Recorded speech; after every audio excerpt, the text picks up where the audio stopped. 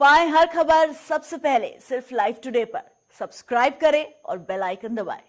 नमस्कार, स्वागत है आपका। मैं हूं आपके साथ धीरेन्द्र अवस्थी और बुलेटिन की शुरुआत बड़ी खबर से करते हैं। हाथरस से बड़ी खबर आ रही। हाथरस की गुड़िया जिंदगी से जंग हार गई है।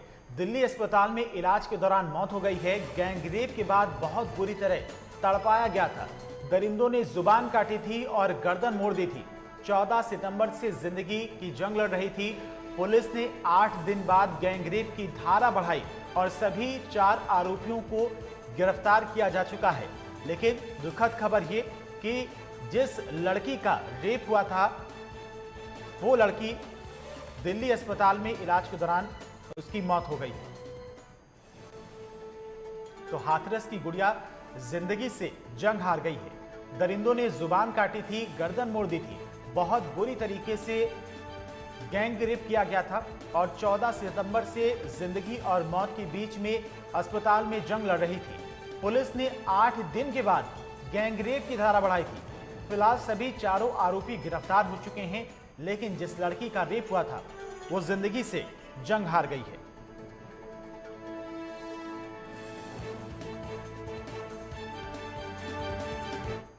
और लखनऊ से हमारे संवाददाता उमेश इसी खबर पर तमाम जानकारी के साथ में हमारे साथ जुड़ गए हैं। उमेश, हाथरस में कुछ दिन पहले एक लड़की के साथ में बहुत बुरी तरह से रेप किया गया था। कुछ लोगों ने रेप किया था, जुबान काट दी थी, गर्दन को मोड़ दिया गया था।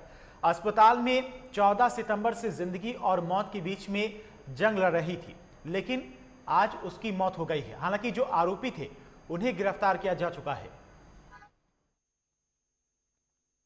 देखिए धीरेन्द्र, बिल्कुल 14 सितंबर से जो हाथरस की गुड़िया है वो जिंदगी की जंग दिल्ली हॉस्पिटल सफदरगंज में हार गई है। कहीं कहीं गुड़िया की जो स्थिति थी पहले से ही चिंताजनक थी और जिस तरह से 4 लोगों ने मिलकर गुड़िया के साथ गैंगरेप की घटना को अंजाम दिया था।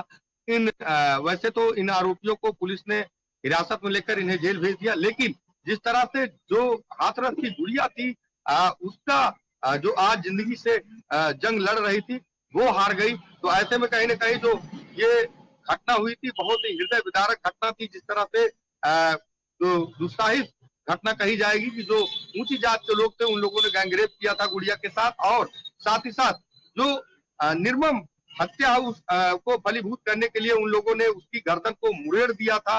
यानी गुड़िया के साथ बहुत ही शर्मनाक घटना घटी थी। उसके बाद जिस तरह से 4 आरोपियों ने उसको मारने के नियत से जिस तरह से उसके गले को मुड़ेड़ दिया था, उसके सर की गर्दन को मुड़ेड़ दिया था, घूम गई थी उसकी गर्दन। उसके बाद उसके जो है तमाम जगह अन्य भी चोट के निशान थे और जिस तरह से उसका इलाज पहले जो है वहीं पे हाथरस में कराया गया था मेडिकल कॉलेज में। उसके बाद जब स्थिति चिंताजनक बनी थी तो दिल्ली के सफदरगंज में गुड़िया हाथरस की गुड़िया उसको एडमिट कराया गया था। लेकिन आज वो जिंदगी और मौत की जंग को कहीं ना कहीं वो हार गई। अपनी जो जिंदगी है उसकी मौत हो चुकी है। ऐसे में जो है वहां पे शोक की लहर है क्षेत्रवासियों में, कहीं ना कहीं वहां के लोगों में गुस्सा भी है। हालांकि पुलिस की जो प्रथम दृष्टया बात देखने को मिली है, जहां पे लापरवाही भी देखने को मिली है कि जिस तरह से 8 दिन बाद गैंग रेप की धारा को बढ़ाया गया, तो ऐसे में पुलिसिया खेल भी वहां पे कहीं ना कहीं चला जरूर था। लेकिन जब मीडिया में खबर चली थी उसके बाद शासन प्रशासन जागा था और गुड़िया के मामले में धारा को बढ़ाया गया था। लेकिन अब जिस तरह से गुड़िया की मौत हो गई है तो ऐसे में 302 का जो धारा है वो भी अब बढ़ाई जाएगी। हालांकि जो आरोपी है उनको पुलिस ने सलाखों के पीछे भेज दिया, लेकिन सवाल ये उठता है कि आखिर जो आरोपी है, जो इस तरह के कृत्य करने वाले लोग हैं, उनके मन में किस तरह का पुलिस का खौफ होना चाहिए।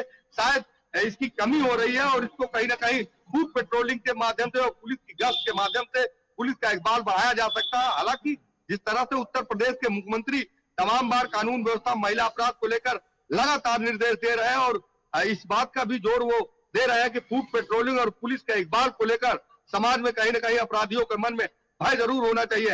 हालांकि सरकार पूरी तरह से कानून व्यवस्था को लेकर चिंतित है और यही वजह है कि बहुत जल्द ही तमाम बड़े तबादले भी हो सकते हैं, सूत्र ऐसा बताते हैं।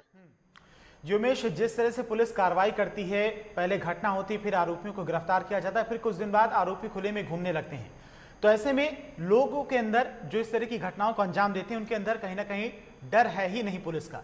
तो ऐसे में पुलिस को ऐसी इस मामले में कार्रवाई करनी चाहिए जो एक नई परिभाषा बने, लोग इस तरह की घटनाओं को अंजाम देने से पहले 10 बार सोचें।